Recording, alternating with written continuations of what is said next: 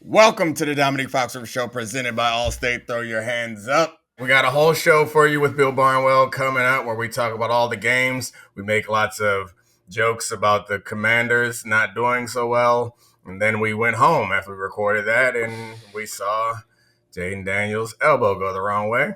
So, Charlie, our resident Commanders fan, how you feeling, buddy?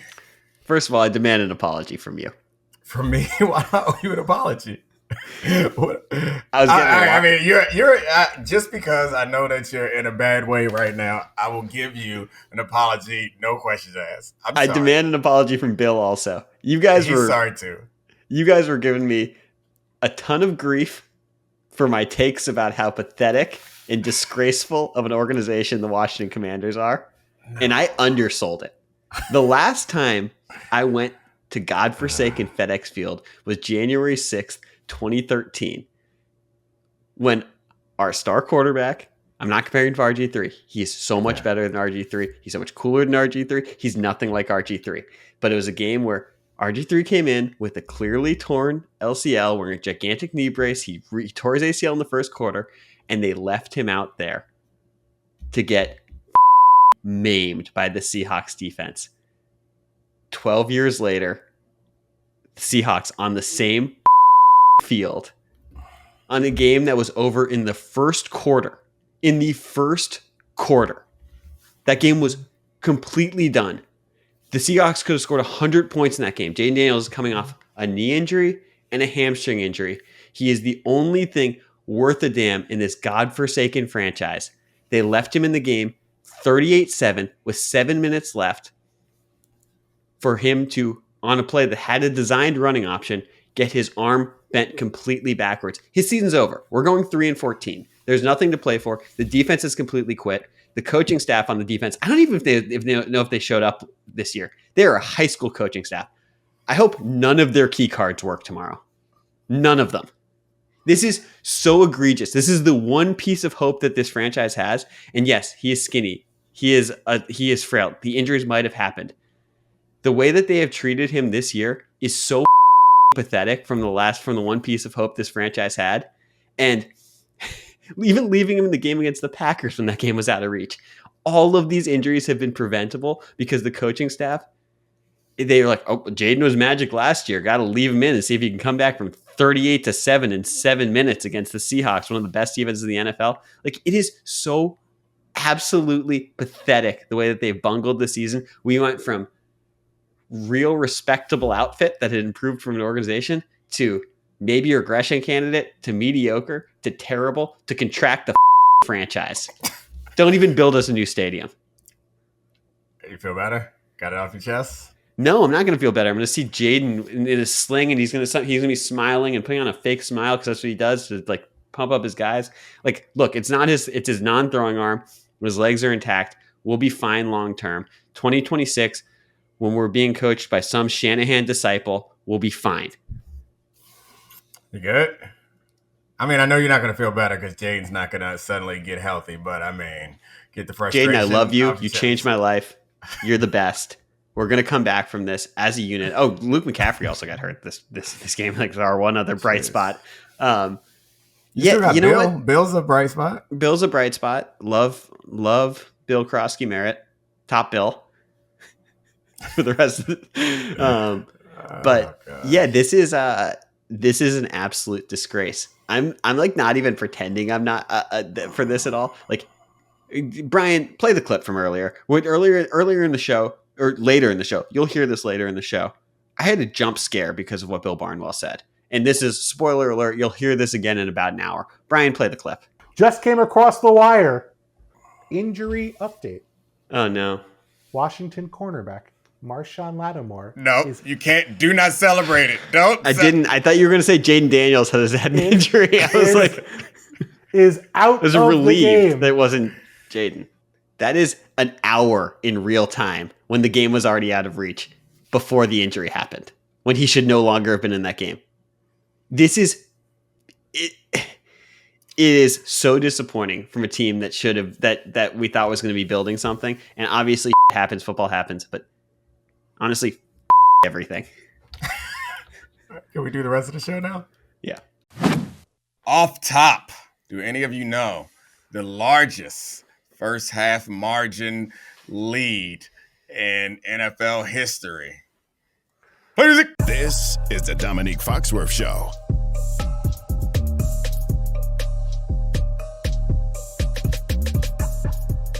Welcome to the Domonique Foxworth Show, presented by Allstate. Throw your hands up.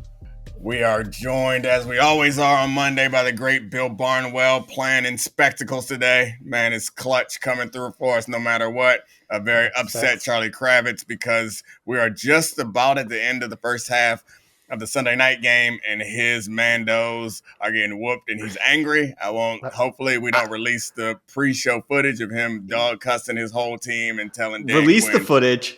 And I'm going to tell you something.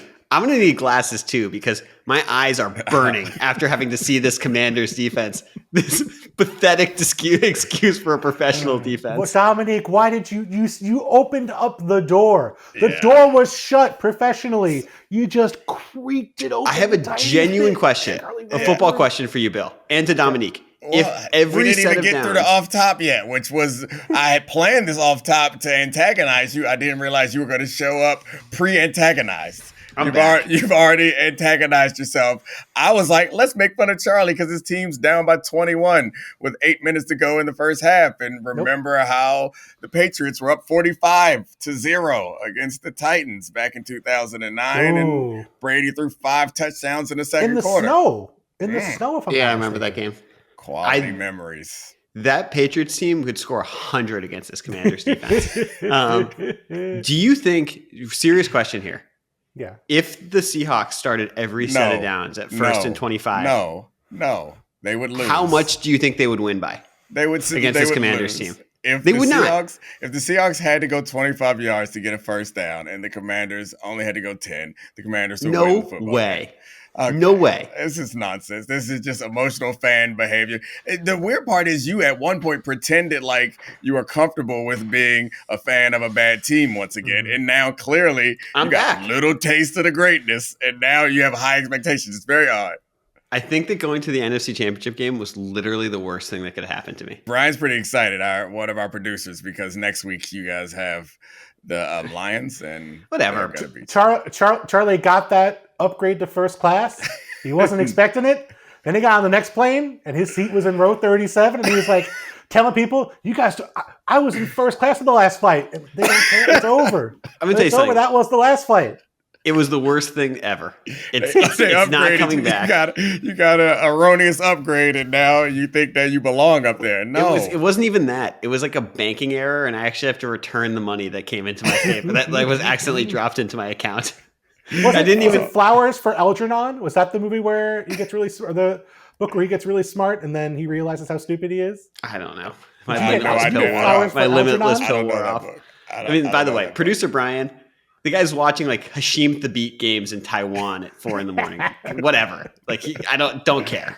All right, let's talk about actual football because what the Commanders are doing is a disgrace to the sport. It's like European football. Something we don't want to talk about. Wow. Soccer? How disrespectful to soccer? Yeah. Whatever.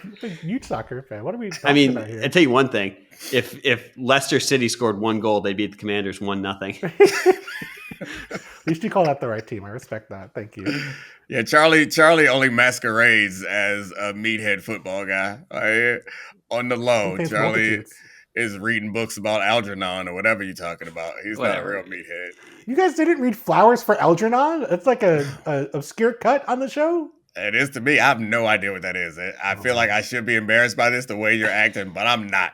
You put your hands in the dirt? Have you ever put your hands in the dirt? That's the real question. Southampton is I've averaging never 7 played yards to per be. play against the Commanders.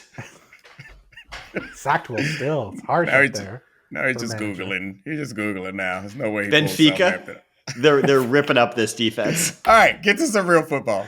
All right, real football, real NFL teams, Chiefs, Bills. This game, Sorry.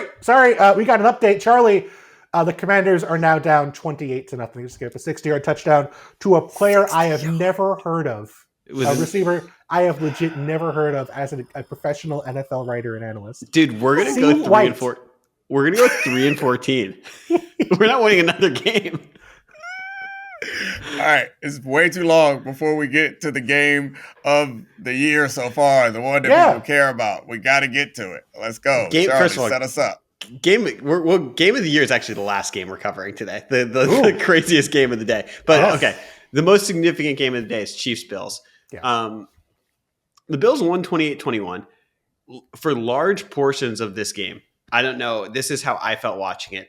It felt like they dominated the line of scrimmage. Yeah. The Chiefs tackle issues reemerged, particularly when Jawan Taylor went out and Wanya Morris came in. Mm-hmm. And earlier, like in the week when we were previewing it, we were like, okay, the Bills might win, but it's probably not going to change how we feel about these teams because the playoffs has been a reversal of fortunes with this.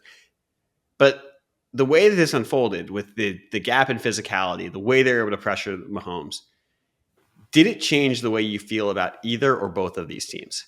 It did a little bit for me. Like, it was a dominating performance. And so, like, it's embarrassing if we go week to week and look at how wildly my takes have swung on a number of teams. But I can't do anything other than be honest about what I watched. Like, the way that they dominated this game, and they were able to play man coverage successfully, the Bills were, in part because the pressure felt like it was nonstop. Mm-hmm. And then if you re-watch like the last couple drives of the game for the Bills, where they just kind of ran the ball. They wanted to run the ball and they ran the ball. So I didn't imagine that we would be in a situation where the Chiefs, it all kind of goes back to the Chiefs offense. If the Chiefs offense could have forced the Bills to stop throwing or stop running the ball, then maybe we would have had some other story of this game kind of pan out, but they couldn't. And they just kept running the ball whenever they wanted to, and they were never really forced into an uncomfortable situation as an offense. Maybe there are other teams that can force the Bills. Not maybe. There have been other teams this year that have forced the Bills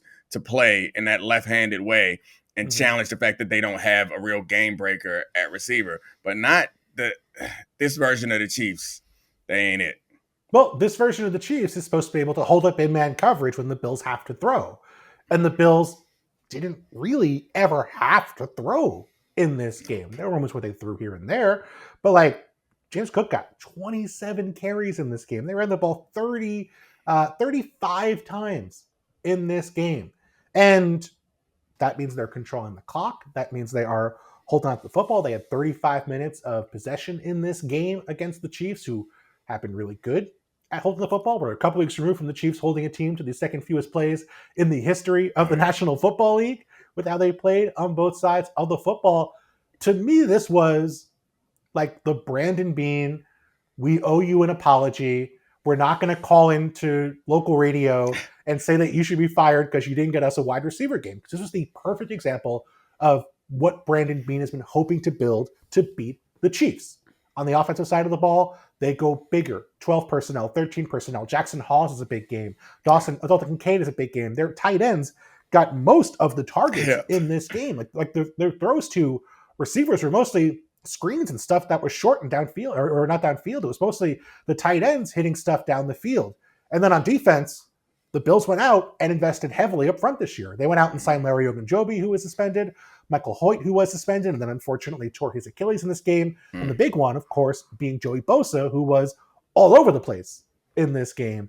The Bills had a 52% pressure rate on Patrick Mahomes in this game. And not only was it like, there's like times where like pressure rates can be kind of misleading because like you'll get a guy on Mahomes because he's holding the ball for like 5 seconds. That was not this game. There was early pressure on Mahomes, and it wasn't just one guy. There were a lot of times where Mahomes would be back in the pocket and there would be two guys who had a shot at sacking Mahomes. He had to make two guys miss, not just make one guy miss. And so it just felt like Mahomes was constantly running for his life in this game. And we know, going back to those 2 Super Bowls, that's the way you can beat Patrick Mahomes and these Chiefs, even when they have a really good version of this offense cooking. I think that the Bills, we should certainly celebrate what the Bills were doing. And I think we have already. I just did. I know. I'm setting up the transition to start talking about what the Chiefs actually did, because there were issues with, like, the red zone concerns were big to me in this game. Oh, yeah. Like, if they convert a couple of those field goals to touchdowns, especially the one right before halftime, we're looking at a different game where maybe the game script falls out or pans out in a way that forces the Bills to have to attack through the air more aggressively and not only when they want to. And so I think that was another issue. One of the things that we've always kind of appreciated about the Chiefs is their like creativity down in the red zone, whether it's creative play calling and play design or just like sandlot creativity with Kelsey and Mahomes to make touchdowns where there wouldn't be when the first play doesn't work. They had none of that today, and they couldn't even like convert a bunch of short yardage situations from this game where you need to be able to sneak. And we all know Mahomes isn't They had that allowed on to the sneak 4th and 17. anymore. The fake rollout. Yeah. That was like their one big sandlot play. That totally fooled Bosa. That was awesome, yeah. If you are a premier pass rusher like Joey Bosa and no one blocks you, you automatically assume you guys aren't outsmarting me. This is a screen. And you slow down, but actually they were like, hey, we're going to outsmart you. On that 4th and 1, at the end of the first half, the different models have different things. Looking at about a 6% win probability swing just by kicking the field goal as opposed to attempting to go for it, let alone hitting it. And I want to defer to Andy Reid. This is a Hall of Fame coach. But like the same arguments we make for teams playing the Chiefs, shouldn't they apply to the Bills as well? Like, shouldn't you be saying, hey, we need all the points we can get. We can't settle for field goals against this team that's, I know they've lost in the postseason, but they've beaten the Chiefs consistently in the regular season. You know what they're capable of on offense. They had no trouble moving the ball throughout this game. It just felt like that was such an obvious, we have to go for it, ignoring the numbers, given what we know about the other team. And it was such a letdown to kick a field goal there. It's funny because I think that, I guess it depends on your own psychological makeup. Is like how people make the comment that like money will turn you into like, no, it actually turns you into who you are, like more exaggerated version of who you are. I feel like having Patrick Mahomes, I mean, that's what I hear about people who have money. It's like, I feel like having Patrick Mahomes is the same sort of thing where it's like, if your argument is, don't worry, we have Patrick Mahomes, we don't have to do aggressive things, like I could understand that logic, but also is like, we have Patrick Mahomes, don't worry, it's okay to do aggressive things. Like I think that's the way that I would prefer that my coaches live, but I'm not sure that's what I would do. I think that I understand in the game, in this particular game, maybe you feel differently, but I feel like I might approach most situations, which is weird because it's completely inconsistent with the 4th and 17 aggressiveness. I also disagree. Like that's also not what they were. Like you talked about the pet plays with Kelsey, but like it was more than that. They were incredible on 4th down where they would do, like I'm talking back to the Tyreek Hill era when their offense was most explosive. They could run him with that little option route into the flat over and over and over again and convert 4th and 3, 4th and 2, 4th and 1. Like I understand the idea that like if you play conservatively, having the best quarterback who's consistently making the best decisions over time, you're lowering your risk profile, and that's the right thing to do when you have the best player. But it's also like those risks aren't massive when you have the best decision maker and most accurate passer in the NFL making those 4th and 3, 4th and 2, 4th and 1 decisions. The weirdest thing, and we're talking around it, is they don't. It's gone on since when was it, Bill? 2019.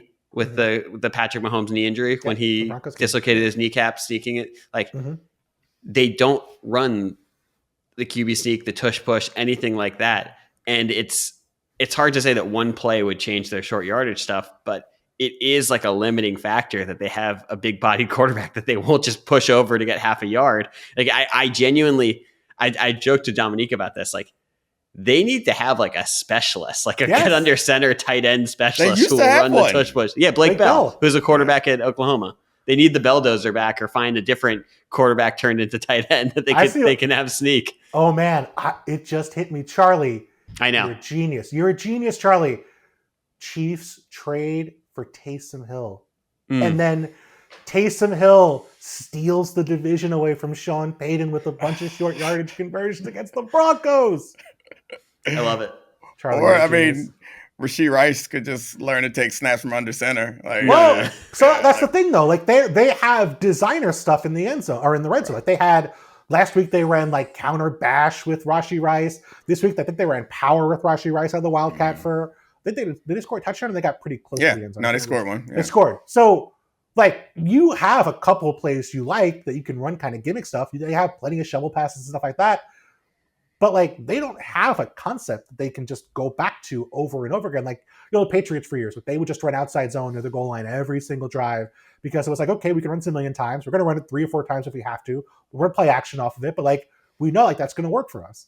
The Chiefs don't really have that or have that guy in the red zone, and especially in short yardage. And so it sort of felt like once they got through their designer stuff, they didn't really have a lot of things they trusted. I mean, I think I certainly walk away from this game feeling worse about the Chiefs and better about the Bills, which is what you would expect if one team wins and the other loses. But I think it's been a bigger change in my perspective about the Chiefs than anyone, because I've been waiting to like believe in the Chiefs, and they gave us enough weeks of impressive offense for me to be like, all right, finally, this is a version of the Chiefs that feels like it's going to separate. If it hasn't yet, it's going to separate itself from the pack in AFC. And I think Bill warned us last week, and he was right, that they are a part of the pack, which is fine. They're part of the pack with the best quarterback, but they're certainly a part of the pack until their O-line gets healthy enough again, and maybe they'll go back to cooking people, because it's the thing. You get pressure on them, it changes this offense. That's the whole thing. And like, let's be clear about this. We don't know what's going on with Josh Simmons. We don't know when he'll be back. We don't have any details about that. Trey Smith was banged up coming into this game. He played in it. Jawan Taylor injured his ankle in this game. The Chiefs' tackle issues were a massive part of their offense stalling out last year, and it's a massive part of everything that happened today. Of course, that coincides with the Bills' physicality on defense. That coincides. We didn't even mention Hairston and Bishop in the Bills secondary. Bishop was incredible in this game and incredibly physical. Crappy all year. And this was like, it's like, that's going to be such an obvious like spot Henry's going to target, and he was awesome. And Hairston, Maxwell Hairston, he jumps off the screen athletic. And Dominique, you brought this up. He looked. We were texting about the game. You're like, he looked bigger than I remember, because he's obviously one of the speed guys, and it's one of those things. We've talked about this with Xavier Worthy before when Travis Hunter ran with him. Seeing someone just run with Worthy step for step, it looks like two cars going 80 on the highway, where neither one of them look quite as fast, because you're not used to someone being able to run with Worthy on a 9 route. And Hairston has that. Like, it looks like he is going to be a legitimate massive upgrade for that secondary. I think one of the themes so far in this season for me, and I guess it's not a new thing, but being able to, you don't have to major in it, but being able to play straight man coverage. Like, your defense is going to have to do it at some point in the course of the game. And the Bills didn't major in it today, but they ran a lot more man coverage than I think that they have in the past. And that's part of the way that they want to play, because you know how Mahomes does zones. But and I think when we get some of these other games, that was one of the things that jumped off the screen to me. Some of these other games also is like, if you can play tight man coverage, you're asking for quarterbacks and receivers to have a level of precision consistently that is hard to pull off, especially if you pair it with some sort of pressure. You're not going to be able to hit your target in tight man coverage with a man in your face consistently. Zone is a little different. Yeah, but I think the Chiefs are so good at picking apart your zones, using motion, using stacks, using bunches, using route distributions to either pick apart your rules or, create confusion amongst your rules. Andy Reid's so good at knowing what those rules are.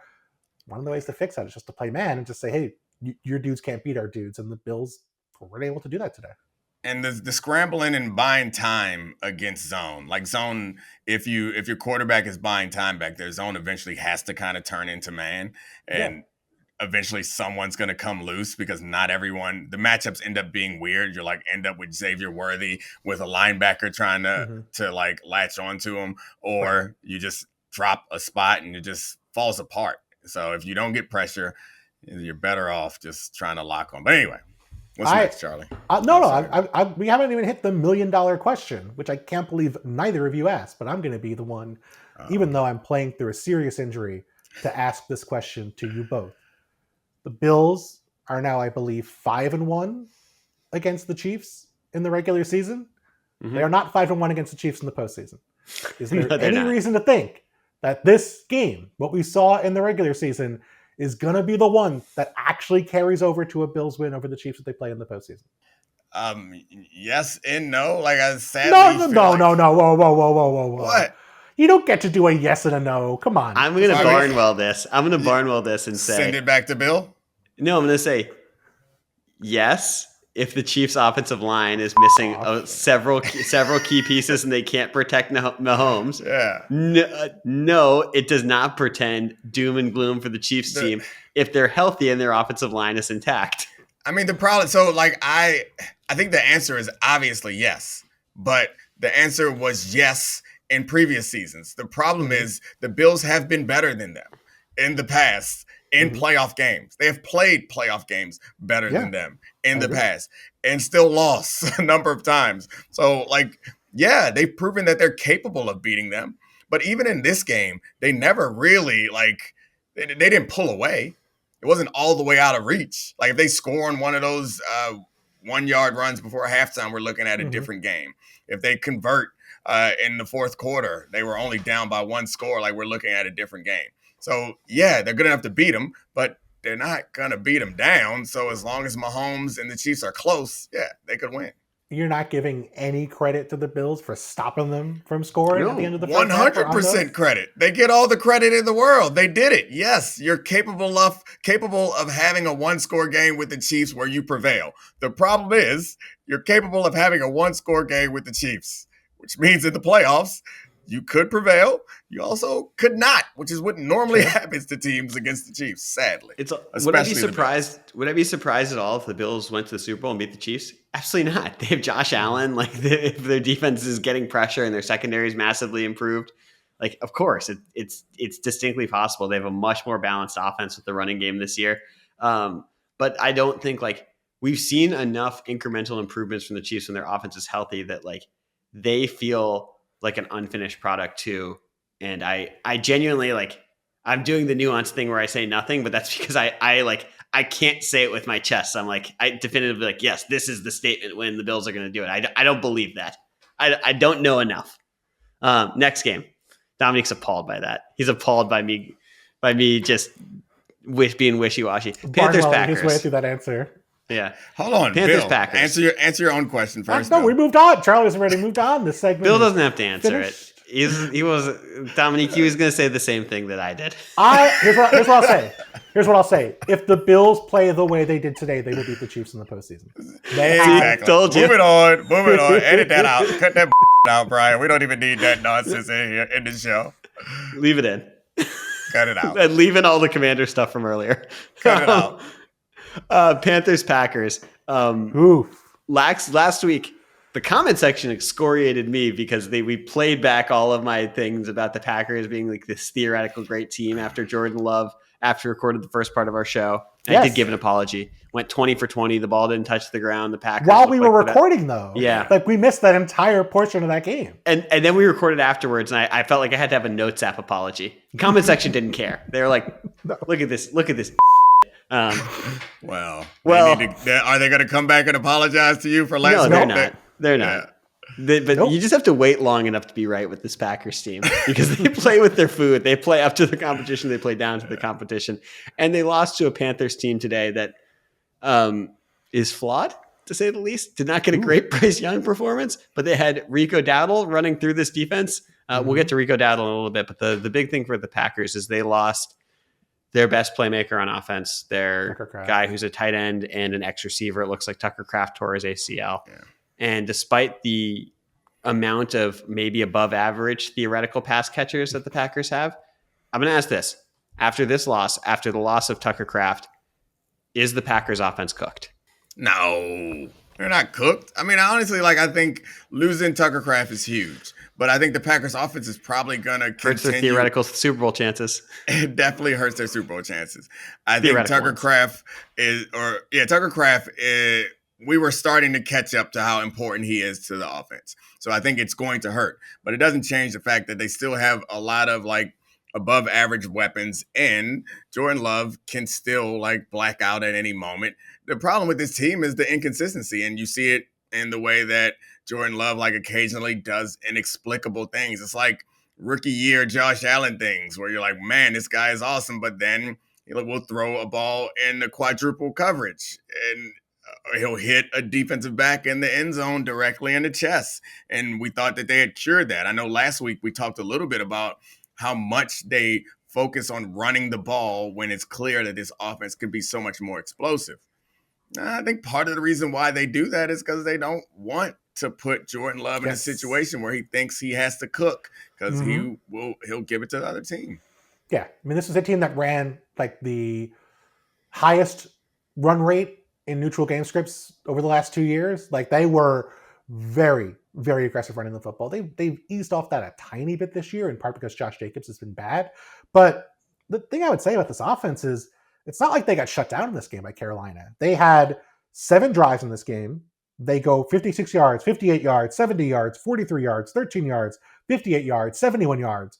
Problem is they missed a field goal. They fumbled. They had a drive end on downs. Like that stuff matters in a game where you only get 7 possessions. If they had not moved the ball all game, I'd be more concerned. I do think what Dominique's saying, what Charlie's alluding to, is correct. That you're like Jordan Love might be Michael Jordan, and he might be Davis Love the third. Was that the golfer back in the day? I was hoping you were going to pull it off nicely. He won an Open championship and then fell apart. I wasn't sure if you were going to go Jordan Love and Jordan Palmer, or you were going to do Michael Jordan and Jordan Palmer, or you're going to do the Love. I appreciate that you went with both the names. Nicely done, Bill. Thank you. Yeah. That's I don't think that's changing. I don't think that's not a bug. That's the Jordan Love feature. And so there's nothing wrong with that. I think you just have to accept that's what that is. And he might get hot for a 4-game stretch in the postseason, but you're going to have games like this where this was winnable and he did not win it for them. I have a comp for him. I really think, this guy's still playing and can still light it up as we saw today. I really think he's the modern Joe Flacco. I knew you were going to say that. As soon as he said could get hot for a few games in the playoffs, I was like, yeah, you're going to do Joe Flacco. But Joe Flacco didn't quite have the athleticism. But I get your point. Crazy arm strength, can black out for short periods of time. And then it leads you to being like, the question is, he is the modern. Is Jordan Love elite? Ooh, is he? I think you nailed it. He does have all the elite traits, but just doesn't have a long enough consistent track record of elite play for anyone to be certain about his eliteness. And I think it's just tough now because a lot of the things that were making Jordan Love's life easier aren't necessarily there. Tucker Kraft had, I think he was like number 1 in the NFL in yards after catch among all receivers in terms of yards after catch over expectation. He's gone now. They don't have a guy like that to replace him. Luke Musgrave's going to be okay as their primary pass catcher if they use him in that role. He's not the same guy. It's going to change the way they use their personnel. They can't run 12 as often, so it's going to pick more design dropbacks for Jordan Love. That's going to be a problem. The run game was fine today, but it's been inconsistent throughout the year. That's not been something Jordan Love has been able to lean upon. And so we have had games like this. The Browns game was like this, where they played with their food on offense for 4 quarters, threw a late interception, and that cost them the game. I still think the pass rush is really good. I just don't know that, we don't know what we're going to get from them on a weekly basis. And I think that makes this seem so frustrating because they can be great. They can have games where, like last week, where they looked unconscious for long stretches of that game. And then they have games like this where, clearly playing an inferior team, they let the Panthers in the game the entire game and then blew it at the end. Very conscious. We should talk. So on the Panther side of this, Bill, I need to ask you about your ilk. So Rico Dowdle is coming at the bilk. No. I need a bilk ruling. Okay. So it's the Bilk Bowl. Yeah, you guys had to eat a lot of crow after Saquon Barkley had 2,000 yards and Derrick Henry had 1,900 yards, and then it's like, oh, high price running. Though. We flipped that. We were like, oh, actually, it's really smart to get a running back. It's really smart when they're paid less than like a mediocre tight end, and it's the final piece on an offense.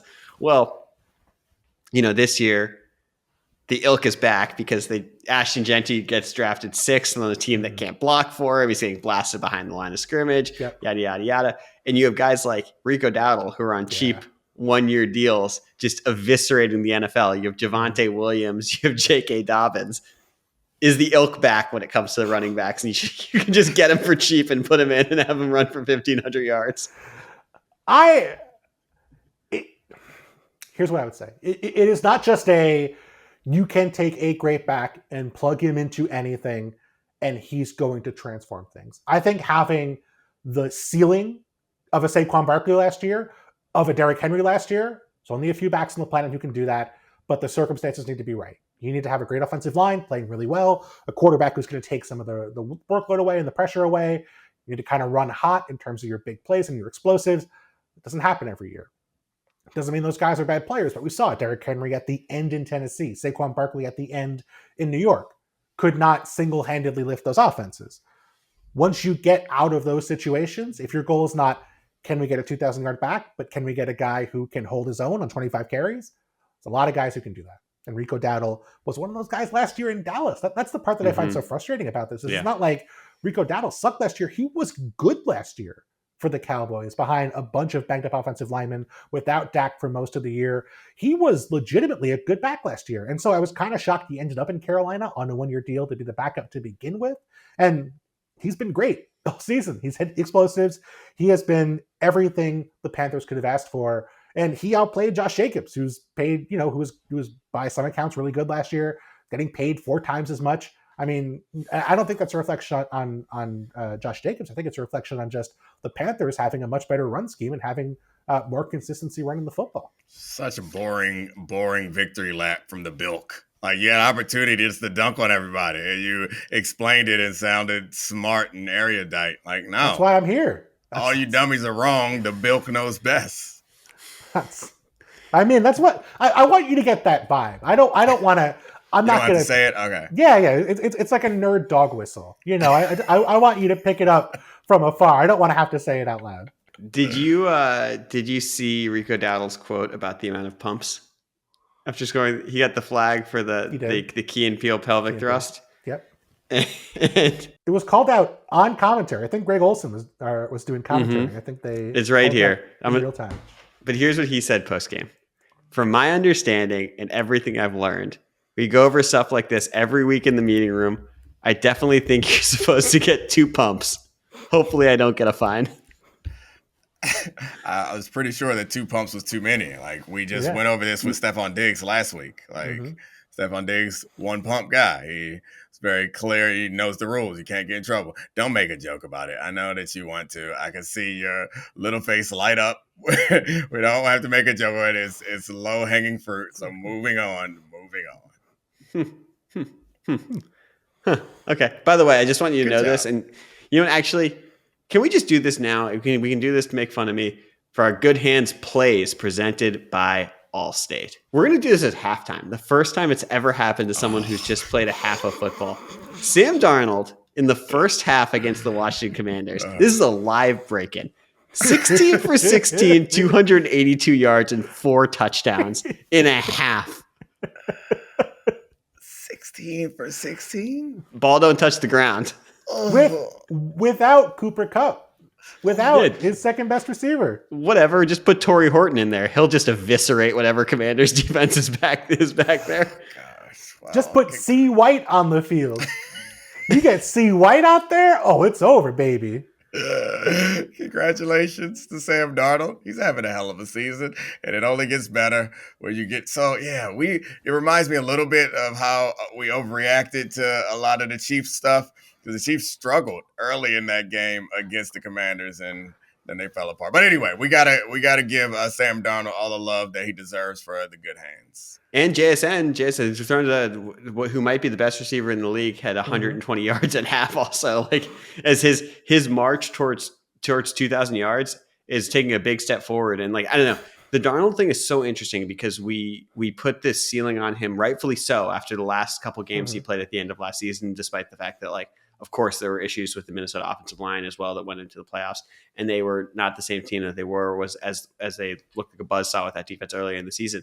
But Darnold has quietly, much more quietly than last year, had such an impressive season for someone who we wrote off as like an artificial ceiling for the Seahawks team, and he's been really, really impressive for them.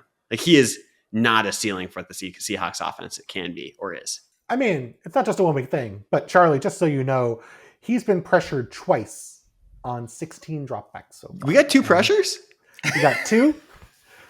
I got some bad news. When you got in pressure, Sam is 2 of 2 for 19 yards. So we know he's not 2 for 3. The ball's not touching the ground. The ball's not touched the ground yet. So, there has been no incompletions off of those pressures. But I really think this is like the most extreme example of, if you keep him clean, he is going to make it worth your while. And he's in situations where he doesn't have to play from super far behind. He's not in situations where he has to throw for, has to, outside of the Bucs game, hasn't been in many, if I can recall, many shootouts this year. It's not like he's had to be throwing 40, 50 times a game. He can be in heavy doses of play action. He can be in situations where you're playing to his strengths. And I think it's credit to the Seahawks for putting him in those spots. But, I think it's very similar to what the Vikings had last year, where it was just, he did not have to be in the spots where he was stressed and made mistakes. And so I think it's a credit to them to building a team that they can do that with. But I don't know that I feel any differently. And I don't mean that as a criticism. I just mean that as an observation about just when Sam Darnold's going to be really good and when he's not going to be really good. Yeah, I was surprised to hear Charlie say that. Maybe it makes him feel better about how poorly his team is playing. But I think that Sam Darnold, we saw how good he was last year in good situations, and he played well in some bad situations also. But I was surprised to hear you suggest that tonight is some sort of moment that puts it over the top as he's moved up to some elite category. I still think if that's what it sounded like, that's not what I meant. I just meant in totality this year, I think he's been incredibly impressive compared to where the narrative was. I think some people could have come out of last year thinking that last year was an aberration that was impossible to repeat. And the fact that he's repeating it on a new team does feel like that's saying something about him. I still think that he's not quite at the level that if things break down around him, we'll see a different version.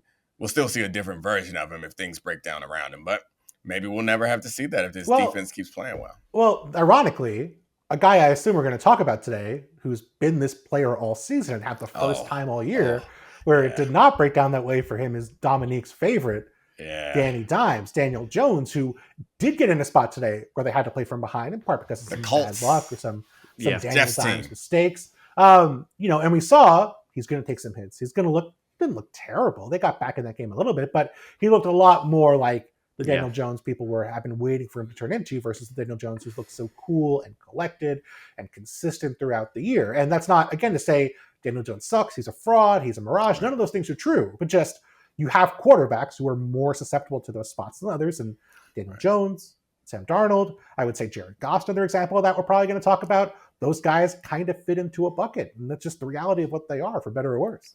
That category, I think, in Charlie's tiers was once considered Dax, but Dak has transcended the Dax. And all the Dax have risen. But Dak is not even a Dak anymore as far as you define Dax. Dak's out of the Dak category.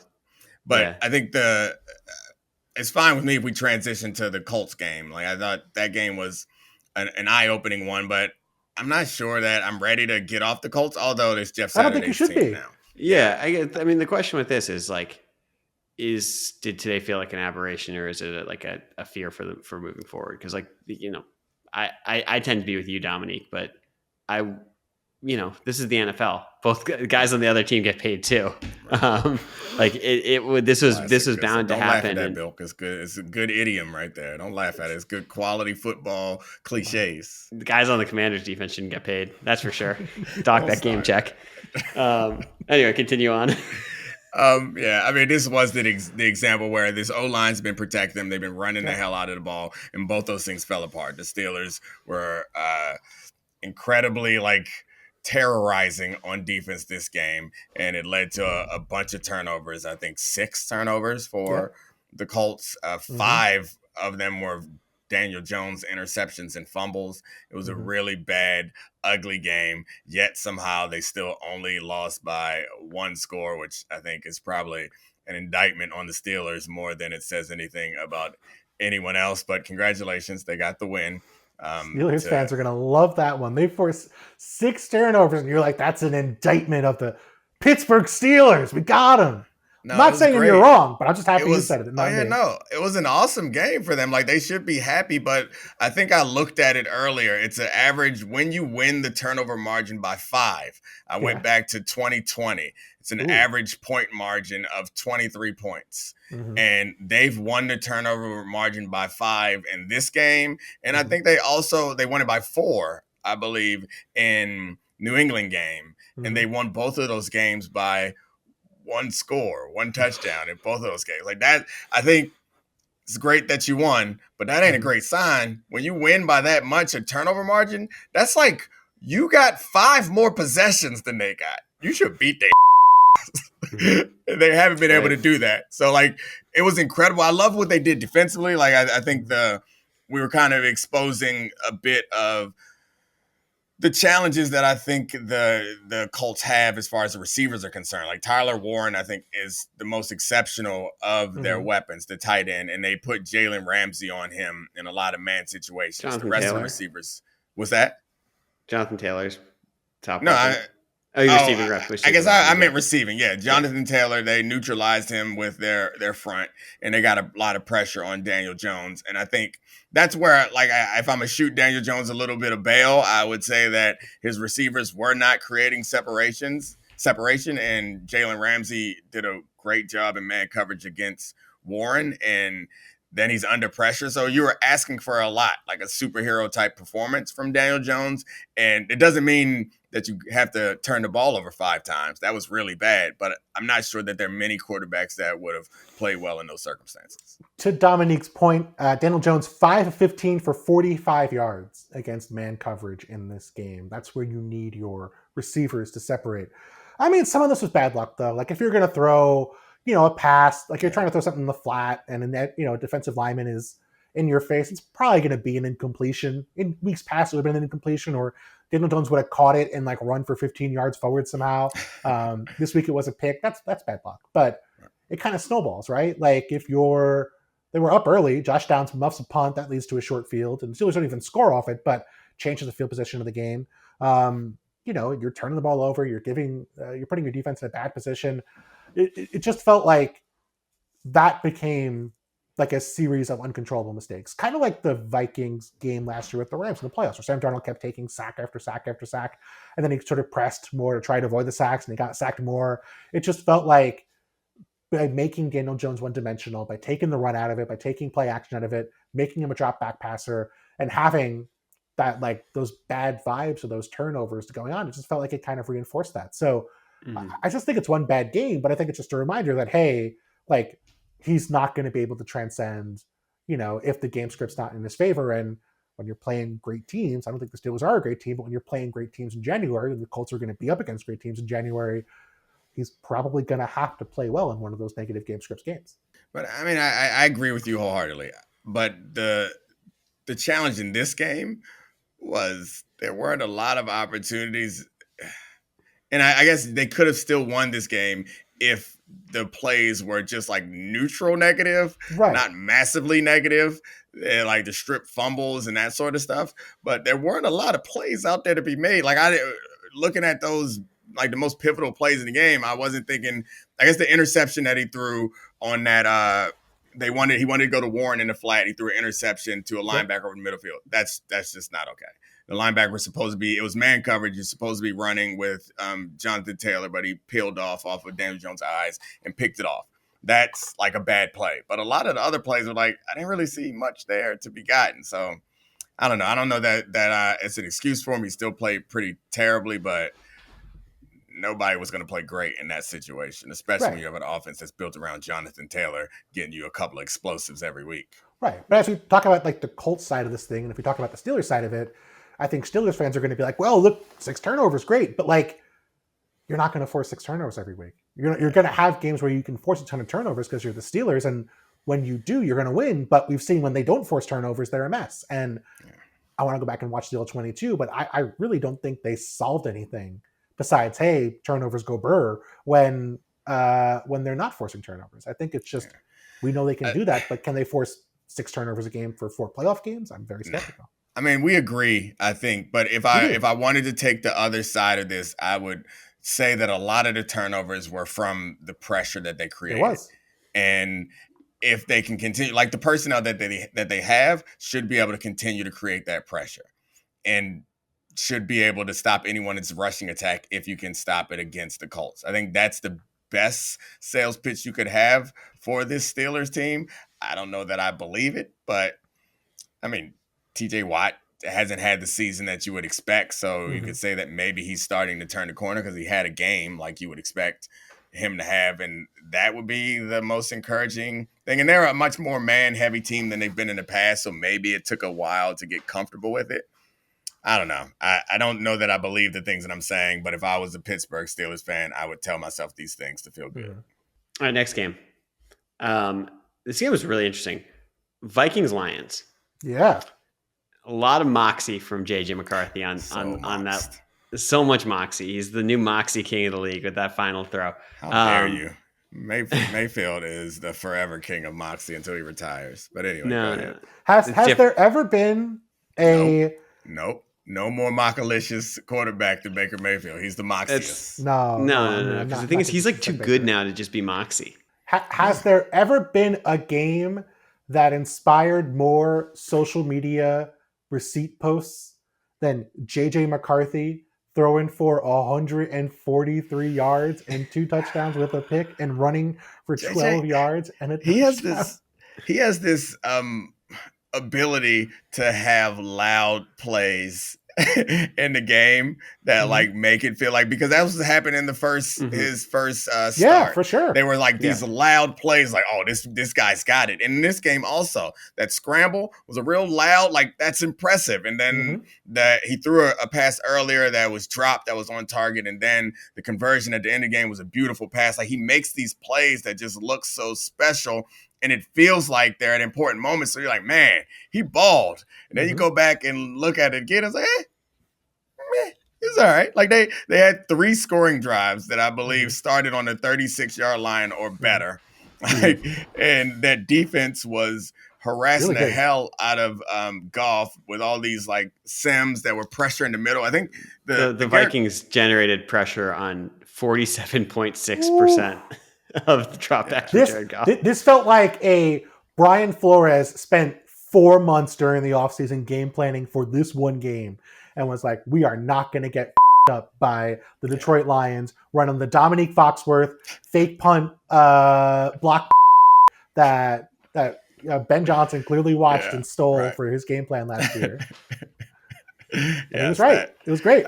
It's a reference to my rookie year where we blitzed a bunch and it looked like we were punting. I'm not sure that or looked like we were on punt return for all those 2005 Broncos fans. Remember that. But I walk away from this game thinking, like, aside from the things that we talked about already, about how important quarterback athleticism is. And it seemed like that would have really helped Jared Goff if he was the type of quarterback that could move some. I'm just saying, like, the game plan seems so much like you saw when Hutch like made that inside move and McCarthy took advantage of it and then outran the spy and scored a touchdown. Like, it was a really impressive play, and they never did those kind of inside stunts again for the rest of the game. That's not how the Vikings approached Jared Goff. They types of inside moves because they had no fear of him doing anything else.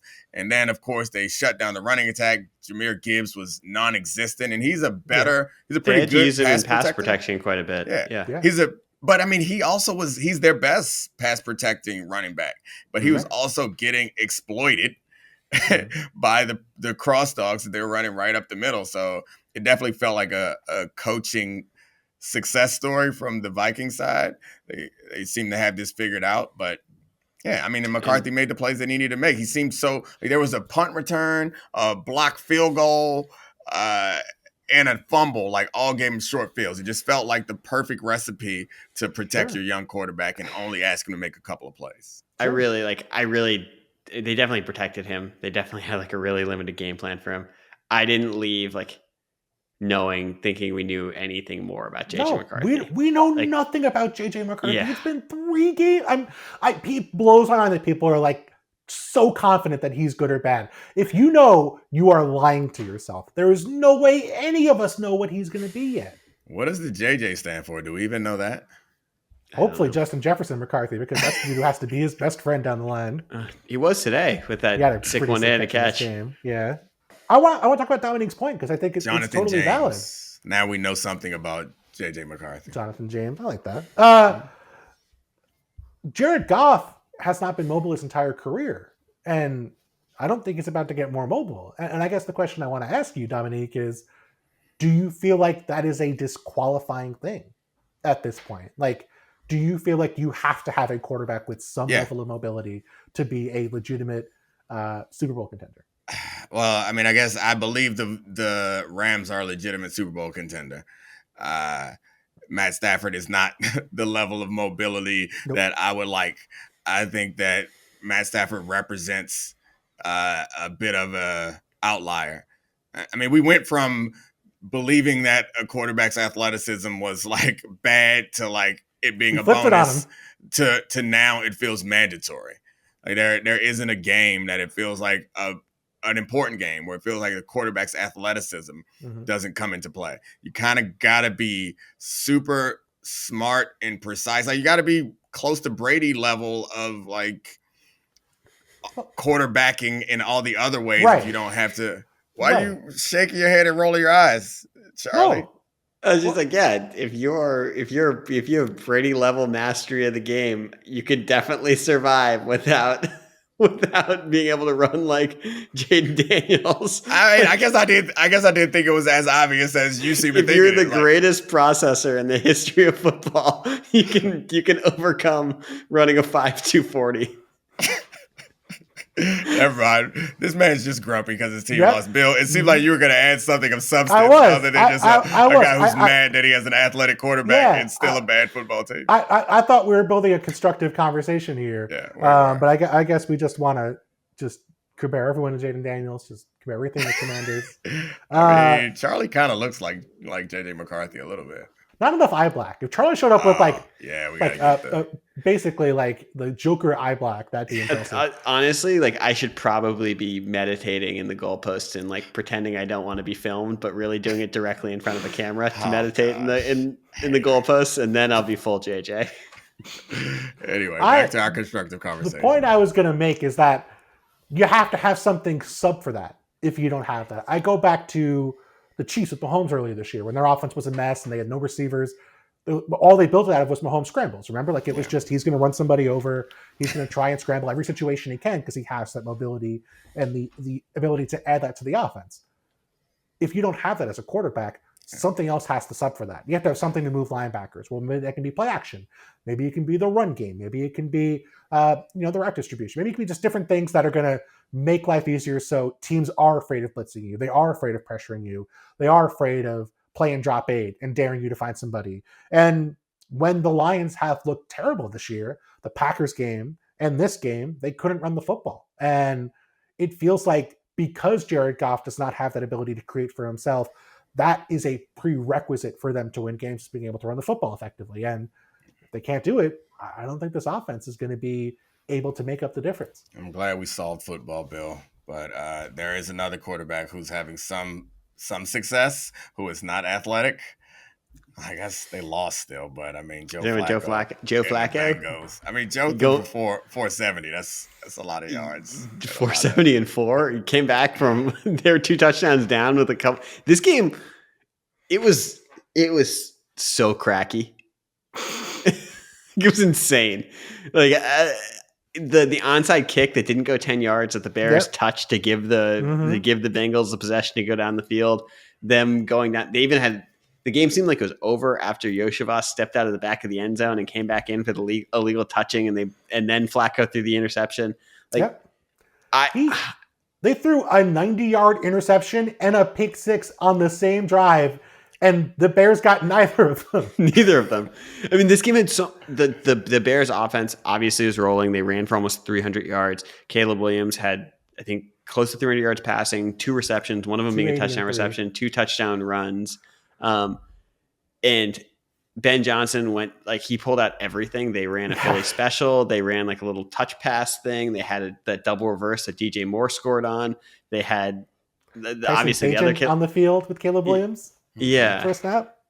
There's like it was a completely insane game that culminated with after two plays where Caleb looked completely lost on that final drive and ran around in circles before like flinging the ball. Mm-hmm. Him having a 6 scramble for a first down and then dotting Colson Loveland, who the Bengals had 2 guys deep and were unable to tackle the tight end who rumbled in for a 58-yard game-winning touchdown. And there were 22 seconds left, and I think we all thought, oh my God, they might have left Joe Flacco too much time because of the way that game went. And it was 47-42 Bears to end the game. Yep. What was most interesting to me, and like the Bears stuff, their offense is clearly coming along. Ben Johnson has a lot of things working for them, particularly the running game. But the Bengals stuff I think is really interesting. After the game, Chase Brown went to the press and was like, one stop, what's our defense doing? Jamar Chase was running into the locker room, walking into the locker room, being like, our defense. I mean, I'm paraphrasing the same type of thing. One bleeping stop. And this is a question for Domonique that I think can lead to a bigger discussion. But how do the Bengals move forward with this level of tension between the offense and the defense? So I'm at this company in part because I can take you into the locker room because I once was a player. Mm-hmm. There are some situations that I have no frame of reference for. Like, I've never been this bad. Like, never been on the team. Like, I don't know.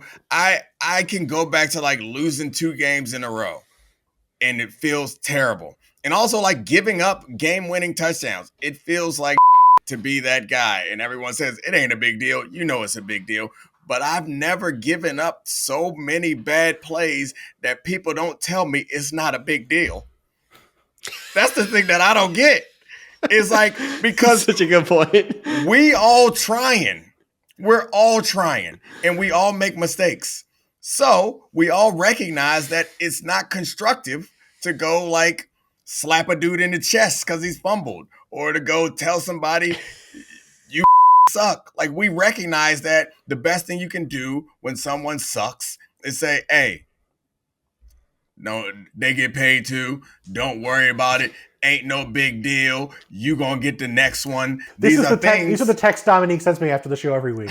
Look at it next week, Bill. But Bill, imagine if I get the opposite. He's like, do better. Imagine if I sent you a text where I said, can we get one good take? Like that to me. And so I can't. I don't know what it's like. I can't offer you anything. It feels pretty sad. It feels like we're at a point where it's some real tough situations for the coaches and the leaders on this team. Well, the leaders on the team, the ones that's like, yeah, we can't win. So I don't know how you bounce back from something like this. The message on Wednesday morning or Monday, whenever they get back in there, I don't know what the message is to focus on. Because I've heard when you're out of the playoffs that they kind of say, hey, you got to put good stuff on tape. It's too early to be worried about not putting bad film on tape. They're 3-6. They are on bye this week. They got 2 weeks to sit in the stench of this game and the film from this game on defense. I'm hoping that they're going to get some time away. It might be the best thing, frankly, for them, given what's going on. But, like, what levers are there to pull? They fired Lou Anarumo last offseason, and he's been great most of the year for the Colts. They didn't have a great game today, but that was mostly because the offense couldn't stop turning the ball over. They played hardball at Trey Hendrickson, who didn't play in this game. They could trade him. I can't imagine they're going to get better without him. They looked completely and utterly lost without him on the field this week. So now you got to hold on to Trey Hendrickson, who's leaving after the year because he doesn't want to be there, and you don't want to sign him to a long-term extension. If I were Trey Hendrickson's agent, I would just send this tape to the Bengals and be like, hey, the price just went up $5 million a year. Like, it is completely beyond what I can remember happening to any quarterback of this generation. And this is a Joe Burrow conversation, but like Joe Flacco scored 42 points in this game. Like they put this team in position to win. And this is not the first time this has happened this year.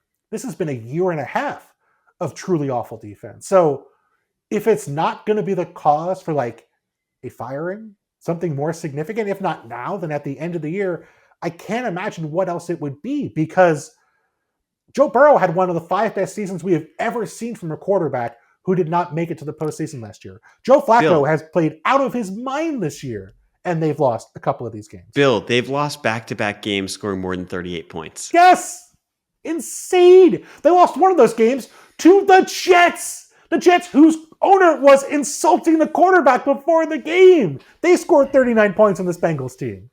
Jeremy Fowler posted that Joe Flacco in his 4 games with the Bengals is 111 for 150, 74%, 1,241 yards, 11 touchdowns, and 1 interception, which I guess changed today because he had a couple more picks today. But that is not the stat line of a team that should be in desperation mode. But they made the trade for Joe Flacco, and that seemed to like rejuvenate the team to some degree.